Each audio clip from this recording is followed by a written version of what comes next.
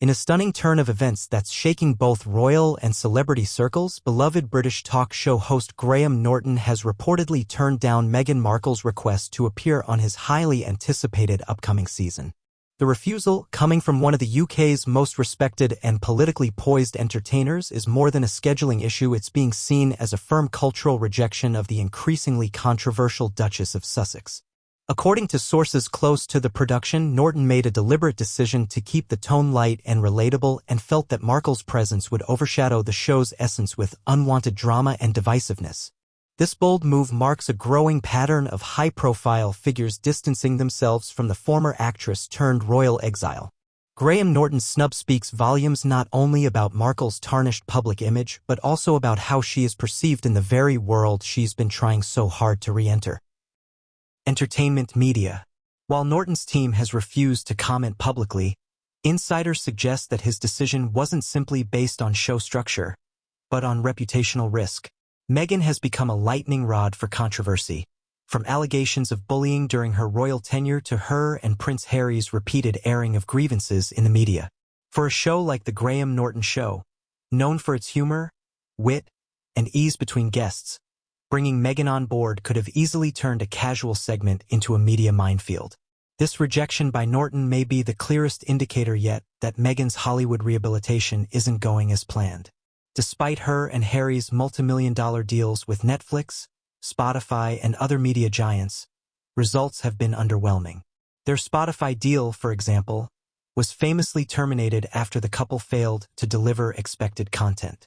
Bill Simmons, Spotify's head of podcast innovation, even branded them grifters following the collapse. If Meghan was hoping a Graham Norton appearance might reignite public warmth and credibility, it appears the host didn't want to be the one holding the match. It's also important to look at the pattern of alienation Meghan has experienced, not just from the British public, but from the A-list world she once aspired to dominate. Celebrity peers are now more cautious in associating with the Sussex brand. From failed business ventures to widely criticized public appearances, Meghan is fast becoming a liability rather than an asset. Her appearance at recent red carpet events has been met with lukewarm press at best and in some instances outright cold shoulders. Compare this to the likes of Kate Middleton, whose public appearances still generate positive buzz and unified admiration even amidst her own recent health struggles. Public perception hasn't helped Meghan either. In recent UK polls, she ranks among the least popular public figures, with many viewing her as manipulative and self-serving. Her frequent claims of victimhood, especially during the Oprah Winfrey interview and the Netflix docuseries Harry and Meghan, have not only deepened public skepticism but painted her as a figure of calculated emotional strategy. Critics argue that she expertly plays the media when it suits her narrative but cries invasion of privacy the moment scrutiny arises. Furthermore, her inconsistencies in storytelling have become glaring. Claims about royal racism, her struggles with mental health, and her treatment by palace staff have either been denied, discredited, or contradicted by third-party sources including members of her own family and former staff. It's these controversies, all self-inflicted, that may have led Norton to conclude, having Meghan on the couch isn't worth the storm that follows. Even in America, once seen as her safe haven, Meghan's glow is dimming. While some liberal media continue to offer her a platform, the broader public sentiment is shifting. With their royal title often mocked and their motives questioned, Meghan and Harry are finding themselves in a vacuum of dwindling relevance. That vacuum becomes particularly stark when A-listers and respected media figures like Graham Norton actively choose not to include them in projects designed to boost ratings and engage audiences. This isn't just about a talk show booking, it's about Meghan Markle's fall from grace in both Britain and Hollywood. If even a universally beloved host like Graham Norton, known for his affable charm and open-door policy to big-name guests, doesn't see value in featuring Meghan, it raises a very clear question: who really wants to work with her anymore?